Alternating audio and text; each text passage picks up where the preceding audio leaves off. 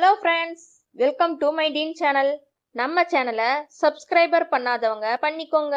கூடவே பக்கத்தில் இருக்கிற பெல் ஐக்கானையும் கிளிக் பண்ணினீங்கன்னா நம்மளோட எல்லா அப்டேட்ஸும் உங்களுக்கு உடனுக்குடன் வரும். ஸோ வாங்க வீடியோக்குள்ள போகலாம்.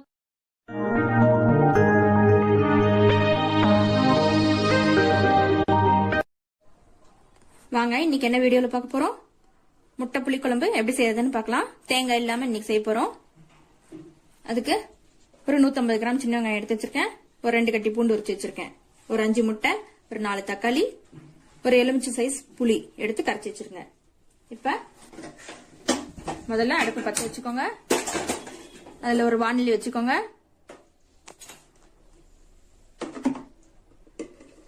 நல்லெண்ணெய் ஒரு 4 டேபிள் ஸ்பூன் ஊத்திக்கோங்க. பாருங்க, நல்லெண்ணெய் ஒரு 4 டேபிள் ஸ்பூன் ஊத்திக்கோங்க.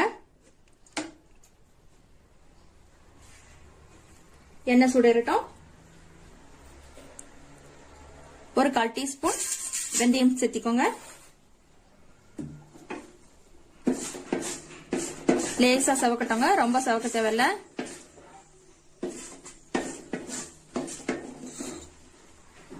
கடலெண்ணெய் ஊத்தினாலும் டேஸ்டா இருக்கும். ஆனா நல்லெண்ணெய் வந்து இந்த புளிக்குழம்புக்கு செம டேஸ்டா இருக்கும்.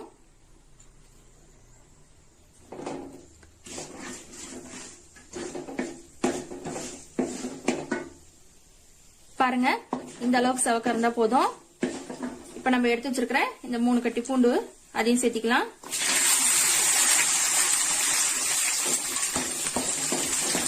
நல்லா வதக்கி விடுங்க. பாருங்க, வெந்தயம் வந்து அப்படியே செவந்துக்கும். அதுக்காக தான் நான் இப்பயே பூண்டு போட்டேன்.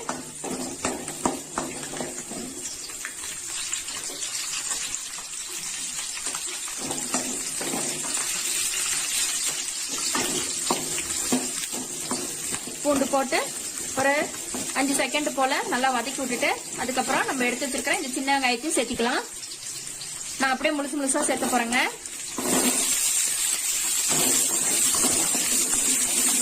நல்லா வதக்கி விடுங்க.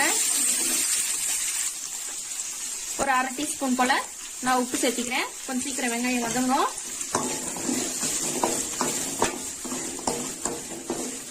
மீடியம் ஃபிளேம்ல வச்சுக்கோங்க, இல்லைன்னா சீக்கிரம் கருகுற மாதிரி இருக்கும். அப்படியே வச்சு வதக்குனாதான் நல்லா கொஞ்சம் சவுக்க வதங்கும்.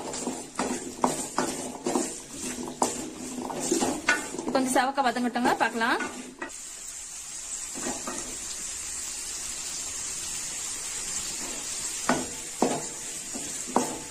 பாருங்க, ரொம்ப சவக்கணும்னு அவசியம் இல்ல. இந்த மாதிரி ஓரளவுக்கு செவந்திருந்தா போதும்.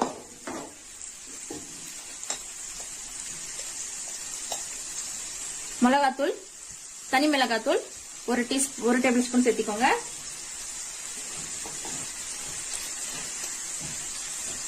நம்ம குழம்புக்கு போடுவோம் இல்லைங்களா, சாம்பார் பொடி, அது ஒரு டேபிள் ஸ்பூன்.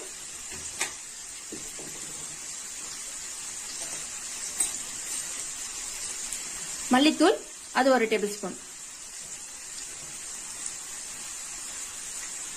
கூடவே மஞ்சள் தூள் ஒரு 1/4 டீஸ்பூன் எல்லாம் சேர்த்து நல்லா கலந்து விடுங்க.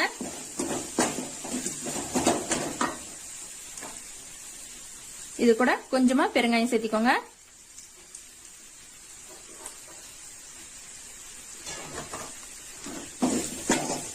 இது நல்லா பச்சை வாசம் போற அளவுக்கு நல்லா வதக்கி விட்டுக்கோங்க.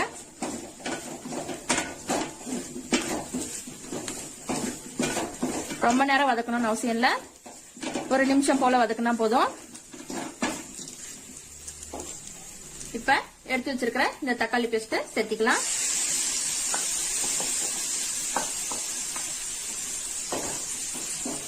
அதையும் சேர்த்து நல்லா கலந்து விடுங்க.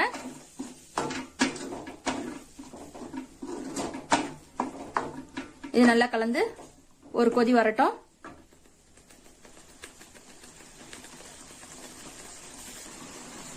பாருங்க, இந்த மாதிரி எல்லா பக்கமும் கொதி வந்த உடனே இப்ப நம்ம எடுத்து வச்சிருக்கிற இந்த புளி கரைச்சி வச்சிருக்கோம் பாத்தீங்களா, அதையும் சேர்த்திக்கலாம்.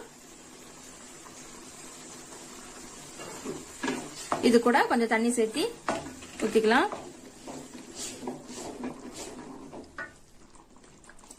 தண்ணி வந்து தக்காளி அரைச்ச தண்ணி தாங்க.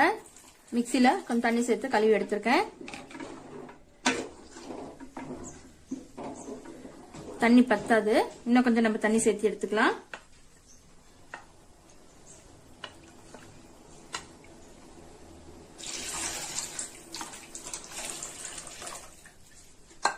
இதுக்கு தேவையான அளவு தண்ணி ஊத்தியாச்சு.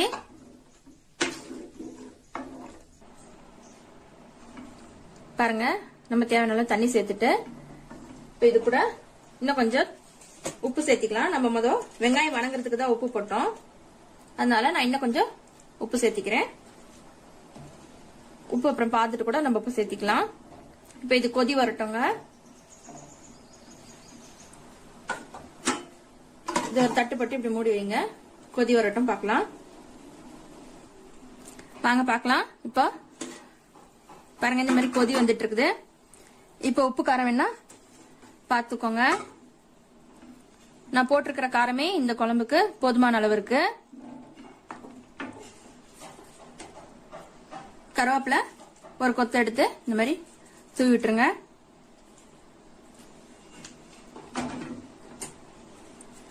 இப்ப நான் முட்டை வேவிச்சு வச்சிருக்கேன், ஒரு 6 முட்டை வேவிச்சு வச்சிருக்கேன். அந்த முட்டைய இப்படி இப்படி சும்மா நடுவுல லேசா கீறி விட்டுருங்க.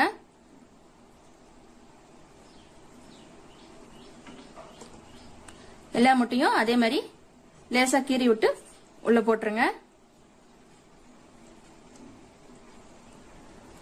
பாருங்க, எல்லா முட்டையும் இந்த மாதிரி சேர்த்திட்டு அடுப்ப ஓரளவுக்கு மீடியம் ஃப்ளேம்ல இருக்கட்டும்ங்க. குழம்பு கொஞ்சம் திக்காகட்டும்.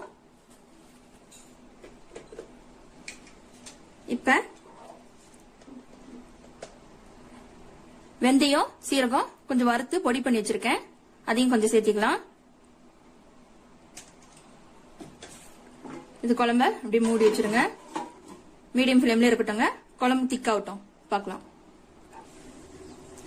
வாங்க, ஒரு 5 நிமிஷம் போல விட்டு இருந்துட்டு பாருங்க, தண்ணி ஓரளவுக்கு வத்தி வந்துட்டு இருக்குது.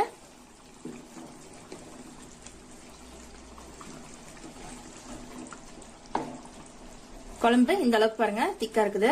இது போதுமான அளவு இருக்கு. இப்ப கடைசியா நான் ஒரு துண்டு வெல்லம் எடுத்து வச்சிருக்கேன். வெல்லம் சேர்த்திக்கோங்க, குழம்பு நல்லா டேஸ்டா இருக்கும். வேணும்னா இன்னொரு கட்டி கூட நீங்க சேர்த்திக்கோங்க. எனக்கு அது போதும். இந்த குழம்புக்கு இது தேவையான அளவு இருக்கு. இப்ப கடைசியா அடுப்பு ஆஃப் பண்ணிடலாம். கொத்தமல்லி தழை தூவி விட்டுக்கோங்க. பண்ணியாச்சு. அவ்வளவுதாங்க, நம்மளுடைய முட்டை புளிக்குழம்பு ரெடி ஆயிடுச்சு. இந்த வீடியோ உங்களுக்கு பிடிச்சிருந்தா லைக் பண்ணுங்க, ஷேர் பண்ணுங்க, கமெண்ட் பண்ணுங்க. மறக்காம நம்ம டீன் சேனலை சப்ஸ்கிரைப் பண்ணுங்க. தேங்க்யூ.